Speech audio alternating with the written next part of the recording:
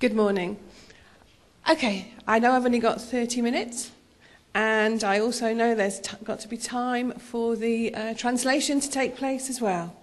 So I'm going to try and do this as best as possible. My name's Allison Collis. I'm a head teacher of a primary school in the UK. I'm nothing special. My school is very special, but I am just a normal person who runs an amazing school. And the reason it's amazing is because everybody in the school is amazing. When I say I'm nothing special, I grew up in a very deprived family. I was a free school meal child, and perhaps that's where I've got my passion for, to have a school that is successful for everyone. This statement here I share with my teachers and my assistants on a regular basis, because children are born to a situation. They are not believing in something by choice. We certainly believe they are born into a family that has a religion. They're given a name, and they spend their life living that particular path until they are adults, when they can make their own decisions. And it's a really important fact to kind of keep at the base and heart of everything that we do and any decisions that we make. We also believe, and rightly so, that children do not choose to have a disability or a special need in any way. They are born with it, and therefore they are entitled as well to the best education possible, and perhaps a little more. My school, when I say we're inclusive, we don't have any children going off to a special school. We take and we nurture and we enable all children to develop. And we have to fight our own government to a point. Our own government in the UK, the agenda is to raise standards and be excellent at English, maths, science. And some of our children will never do that. We need to nurture them, and we need to move them on. And I do have to stand up a few times and say, they may not be where you want them to be, government, but they have made tremendous progress, and they are encouraged, they are able to do things, and they are empowered to believe that they can be anything they want to be. And it's starting to take hold. My local authority, which obviously is linked to the government, haven't been to see me now for 2 years. They leave us alone. And therefore, I do believe you can stand up to these difficult things. We call it dancing to two different tunes. We dance and tick the boxes of what we need to do as part of the national education agenda, and then we do what we really believe in, which is nurturing and developing every child. These two children on here are profoundly deaf, and the little boy on the left has much more complex needs as well. So he requires physiotherapy, and we send him horse riding every week so that he can develop his core stability as well. So we really do go above and beyond what a normal school offers. We also give our children rights, and I don't know if you're aware, but the United Nations gives children rights, and every child, and all the governments around the world, or most of them, signed up to this many years ago. It says every child has the right to a free education. Discipline must respect the child's dignity. And that features in our behaviour policy of how we also manage our children and teach them how to behave as great citizens. Article 29 also says education must develop every child's personality, talents and abilities to the full. And it's Article 29 that we use again in all our policies. Every child deserves the right to access the best education. When you put this around your school, and the children know it, and your teachers know it, then it becomes embedded very quickly. When you communicate it in your team meetings as well, it just becomes part of what you do. And that's how we've established this nurturing environment for every child. So, why be an inclusive school? Yes, my school sometimes, and I say sometimes because we do very well, isn't top of the league tables. Back in the UK, we have league tables, and the highest attaining children help schools become top of a league table. It's not helpful for children with additional needs. It makes them feel failures straight away. So we try and, we ignore league tables, to be honest, and we look at the progress each child's made from their starting point to where they get to before they leave us. And that's fine. As I say, we've never been given any hassle over that at all. So, how do we portray our all-inclusive nature? Well, this is our signage at the front of our school. You can see by the pictures, I deliberately chose a variety of colours of skins. I deliberately chose a child in a wheelchair. And one of the children actually has a hearing aid. You can't see it very well on this picture, but they do, to show that we are fully inclusive. And that's on our website, that's on our front gates, so that everybody can see we are inclusive.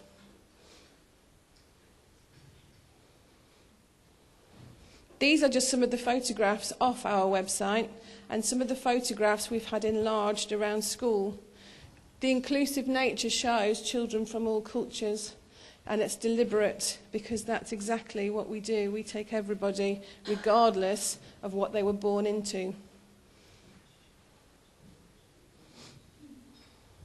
Now, we also celebrate being different, and I lead that by example. And I say that because at the moment my hair's quite boring, but I do go to school some days with blue hair to prove a point. I do go to school some days with pink hair, and the children love it, and it's about celebrating the fact that it's good to be different. And therefore my children develop this identity that it's okay. It's actually okay to stand out a little bit. It's a really great thing to do. And therefore they live in this culture and in this ethos throughout the day that says we're all special and we're all different. As the statement says there by Dr. Seuss, you have to be odd to be number one. And that's what we use to celebrate our differences. We also try and get ourselves in the local newspaper as much as possible. That's not so that we can say, oh, aren't we a good school, how wonderful we are. This is about sharing with the community that we do lots of things for every child, and therefore it's communicated across the whole of Milton Keynes and Bletchley, which is the community we serve. We also do lots of school events, and we get people to come in and the community. And everything that we deliver, we also have a communicator using British Sign Language to communicate everything. Now, I'll come on to British Sign Language in a bit because we don't just use it for deaf children. We also try and get on the radio as much as possible and get our children speaking on the radio. Our website, I've written it up there, but we're actually changing at the moment because I don't think it's a world-class website. And our ambition is to be a world-class school, and I actually think it's a bit dated at the moment. But the content on it is great. And there's lots of photographs and events of what the children are doing. Not what the school's doing, what the children are doing. We've also been on the telly. And we also, last year, 2015, was the Rugby World Cup. And we were one of 20 schools in the whole of the country that sang at the opening ceremony. But we didn't just do that as singing, because that's boring. That's the same as everybody else. We had deaf children in the choir, and we also signed all the words to the songs. So we were different again, and we were showing that anybody can sing, anybody can perform, and anybody can get on that world-class stage.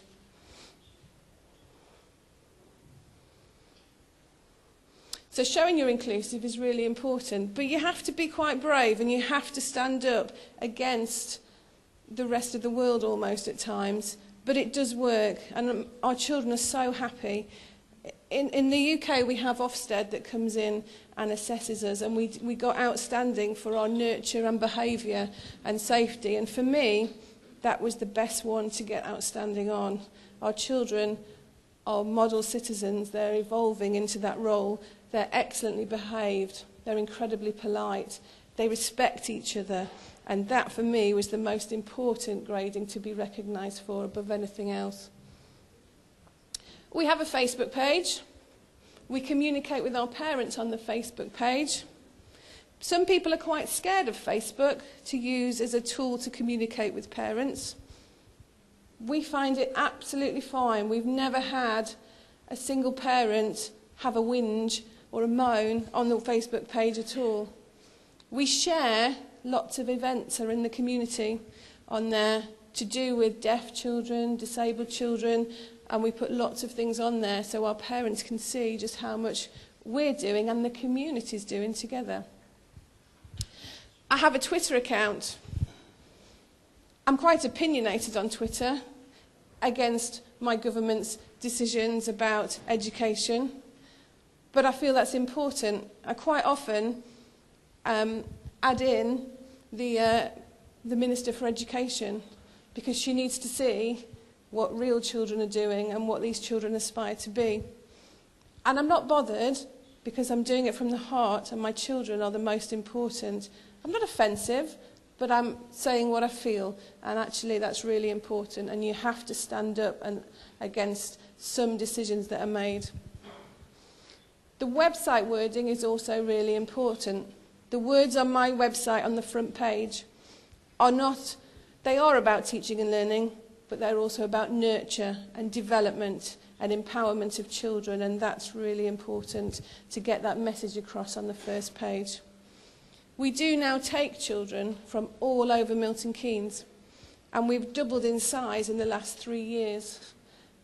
And that's quite difficult to manage, but it's great.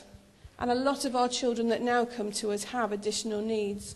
And the parents will say, I want my child to come here because you believe in them.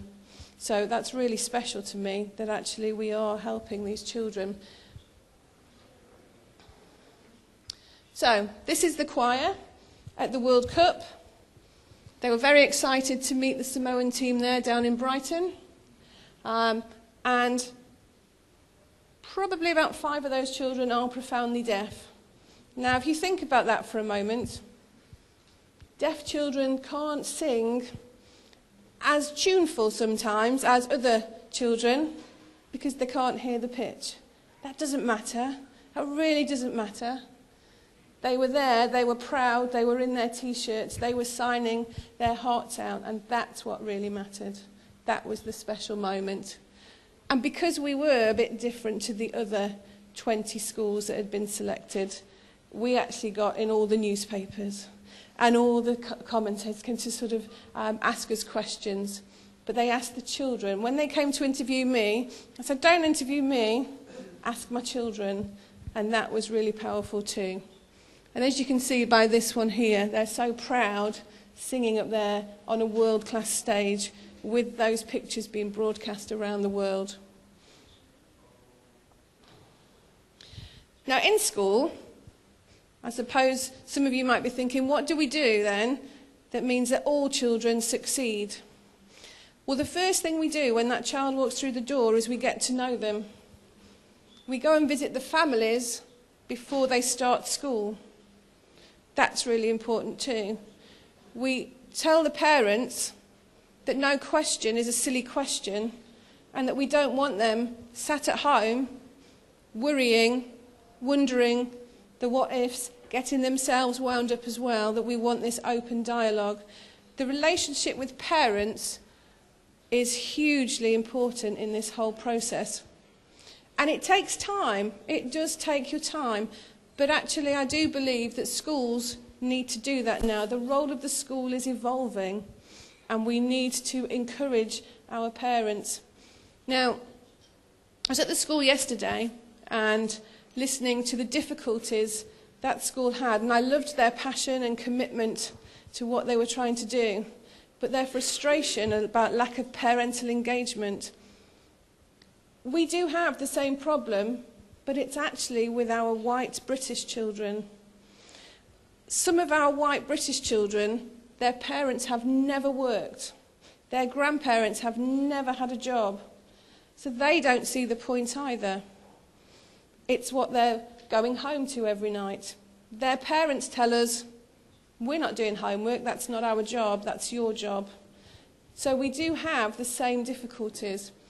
So developing those relationships, and it takes time, and it takes them to trust you, is what it's all about. What we find is a lot of our parents are scared of schools. They're scared of the authority. They're scared because they had a bad experience themselves and quite often got sent to a special school. So therefore they're scared of the system that we're educating their children in. And we work with them to develop an open relationship. And they see me, hopefully, as a normal person. I'm maybe a head teacher of a school, but I'm a normal person and they need to talk to me, and that's really, really important.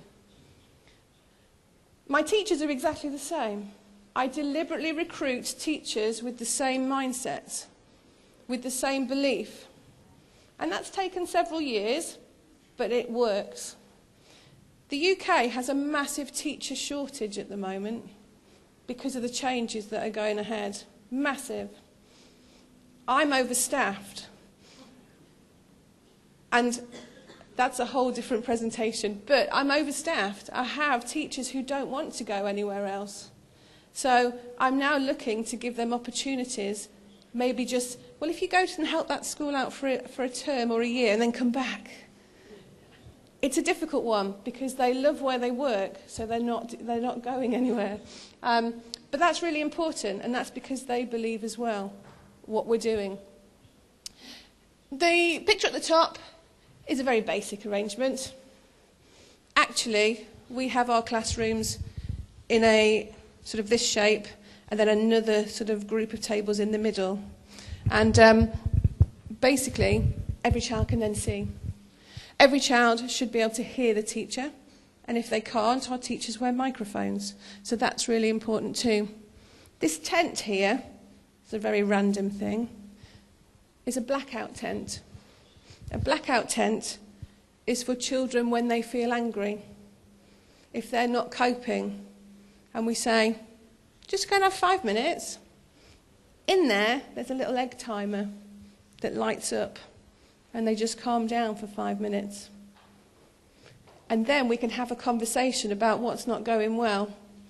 But there's no point in having a conversation when the child's really sort of heightened with anxiety. So we send them 5 minutes and then we'll have a chat. So that's just one of the little things we do. You can buy them online. We bought that online at Amazon. So you can get them everywhere. So we make our classrooms as calm as possible, and that's really important. Those little tubes at the top are those little floaty things. I don't actually know what they're called. We have competitions in school. The tidiest environments get a little award each term of money, and they can spend it on whatever they like. They buy themselves cushions and lights like that, but actually, again, the lights calm them down, or calm certain children down when they're anxious. And there's always a reason for that anxiety, so therefore we need to find out what that is. Okay, we have a lot of children with hearing impairment. We are the Milton Keynes, or the area's school for children who are deaf. But that doesn't mean that we just cater for deaf children. I actually have more children with autism in my school than deaf children, even though we are a deaf specialist centre, because it really doesn't matter what your disability is, or your barrier to learning, as we prefer to call it.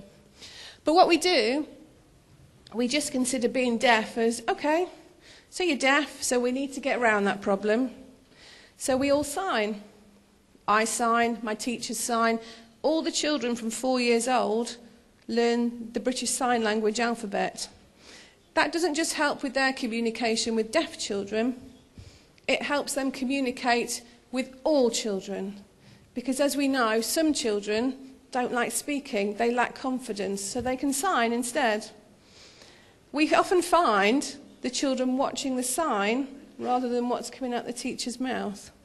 And that's fine. They're still learning, they're still understanding, and for those with a speech confidence problem, they'll start to speak as we develop their confidence. So we're very deaf-friendly, but we also use it for all children. We also invite the parents in, probably every 2 weeks, to come and see what's going on in school, particularly the parents of children with disabilities or barriers to learning, to develop those relationships again. Now, visual stress is something we've looked into, and I could talk to you for hours on it, and I know I've got about 5 minutes. But some children aren't dyslexic. Some children just really struggle to see words on a page. They really struggle with the black and white aspect of black print on a white page or black text on a white PowerPoint. They're not dyslexic, it doesn't stay still. So we use, as you can see in this corner here, coloured overlays. Again, you can buy them on Amazon or any other website. They cost next to nothing. And we get the children to choose which colour they want to read with. And even if they haven't got visual stress and they just want a piece of coloured overlay, then so what? It means that they're now reading. But for those children that were struggling to read, it really helps the words stay still. And I speak from experience because my son had the same problem, and he finds that an orange overlay, because every child has a particular colour, he has an orange overlay, and suddenly he said, the words, they're not jumping around anymore. So it makes a massive difference, and such a cheap sort of little bit of a help in the classroom. I would suggest, because I'm short on time, that you look or research Erland syndrome. If you have a look online, it will tell you what Erland syndrome is, and actually there's quite a few children that suffer with Erland syndrome that will never be picked up as dyslexic, because they're not, but they do struggle with text. Now, this little boy here has autism. He's got some ear defenders on. They don't block out all the sound, but they block out a lot of the sound, which reduces his anxiety. The teacher is working with him there one-to-one, but she is the class teacher, so she works with all children. And he has his own little booth, and that helps him to deal with reducing all the chaos going on around him. That booth didn't cost much at all, but it really helps him, and it has his day all set out for him so he knows what's going on. But we actually use, again, like we do for deaf children, we use strategies for autistic children with all children, making sure everything's orderly in the classroom and labelled, and that children have a visual timetable. And we start at the beginning of the day and saying, this is what we're doing today, and that this time we'll do this, and this time we'll do this, so that every children knows that bigger picture of what's going on in the day. There's our tent again. Now, we believe a child misbehaves, but there's always when they do misbehave, it's always for a reason. And we've got to find that reason. So we don't shout at children. We don't punish children. We find out why they're behaving like they are. Most children are misbehaving because they can't communicate what's really the problem.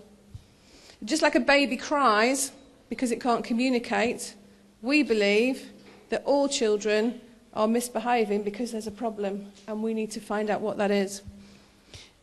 These three here started school with us in September, and they're 4 years old, because we start at 4. Not my idea, but we start at 4. They're not ready, so they're misbehaving. So we've created a special room for them where we can develop their social skills, because we need to develop their ability to work together and play together before we can start teaching them how to read. So we've created a little room where they work so that they can develop at their rate. Again, we always believe behaviour is for a reason. We get the learning right. Children misbehave because they're bored. If a teacher's talking at them all day, they're bored. So we get them doing the learning. So we make sure that the teaching's right and the learning's right. We teach them things they want to learn. We actually ask them, what do you want to learn about? Our 4-year-olds have said dinosaurs at the moment.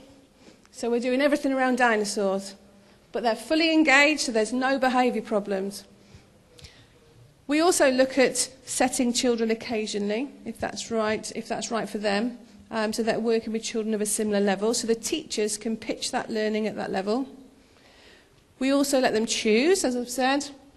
And we also have someone, instead of a classroom assistant, we have a learning mentor employed for the whole school. And if there's a problem with that child not engaging in learning, they will go and work with them and find out what the problem is. So it's all about finding the problem. Is it a special need? Or is it something else? Is it social? Is it emotional? We'll get there. We'll find it together, is how we talk about it. We do have 30% children don't speak English as their first language. And quite often, like you, we have children come in with no English as their language at all. So the teacher will put dual language around the room to help them. Google is wonderful. We use Google Translate for most of that work to start with on those first few days. We try and find parents that may speak that language too and other children to help them settle in. So that's some of the ways we do it. And there's also lots of apps that we can actually sit a child at an iPad and get them to learn the basics, which enables the teacher to carry on teaching the rest of the class. Not all the time, but at a suitable time. That really takes the pressure off the teachers as well. Now, engaging your staff is quite easy.